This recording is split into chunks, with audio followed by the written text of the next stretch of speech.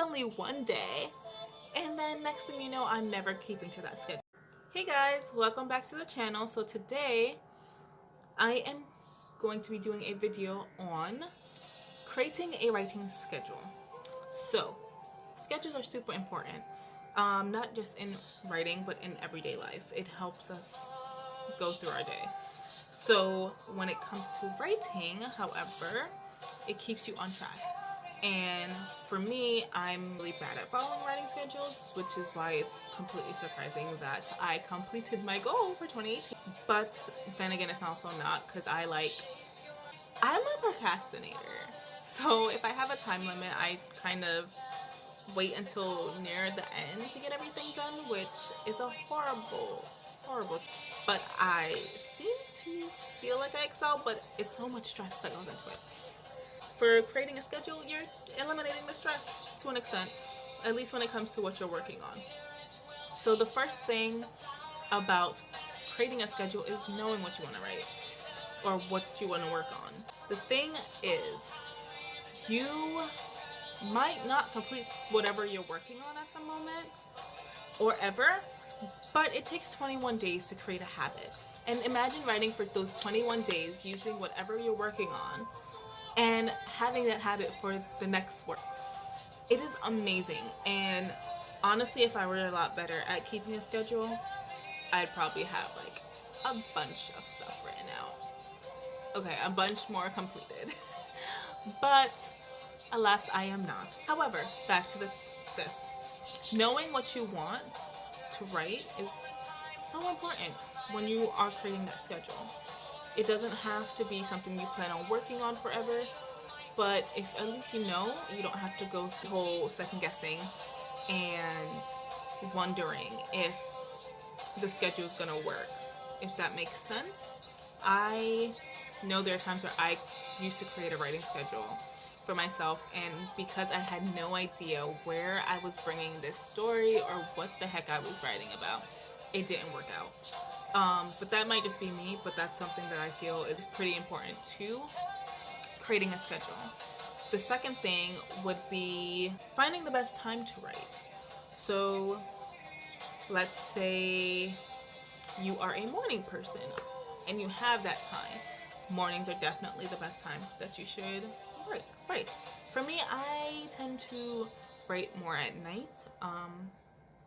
That's mainly because during the day I am super lazy.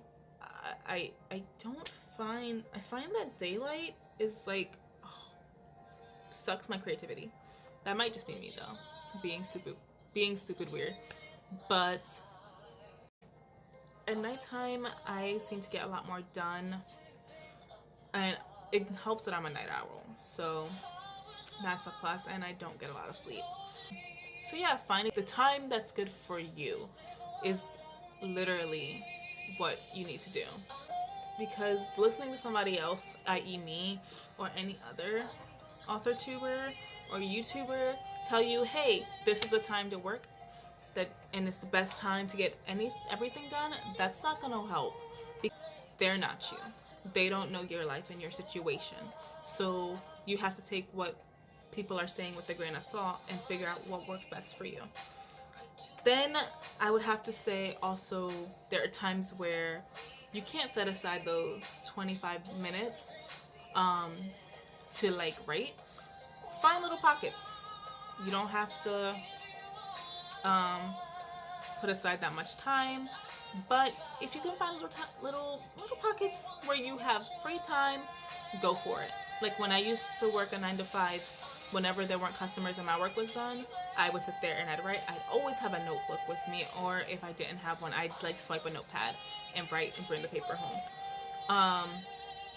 Another thing is setting a time limit. Like I was just saying, you don't have to put the 25 minutes, but like I had mentioned in the previous video, my write club is great. It's set at 25 minutes with a 5-minute break, and that's when you're doing the sprint. I would strongly suggest doing sprints as opposed to just writing on your own, because it's fun, one, and two, it keeps you on track. it does help keep you on track, and it gives you that time to decompress and get everything, your ideas together. The second is Writometer, which is the app that I couldn't remember the name of that I use. I have it set for 25 minutes as well. And what it does is after 25 minutes, you don't have to set another one, but I do.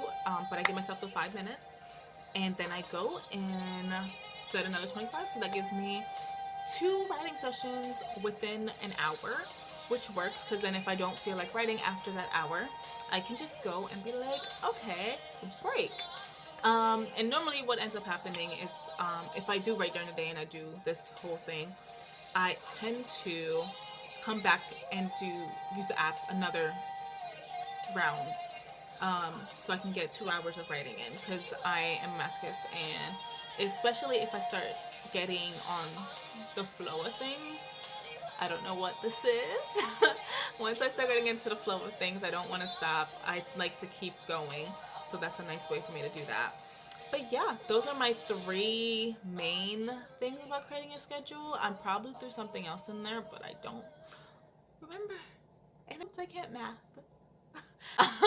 Anyway, but that's it for today. I hope to see you guys next time, and there we will talk about sticking to that writing schedule. See you next time, guys.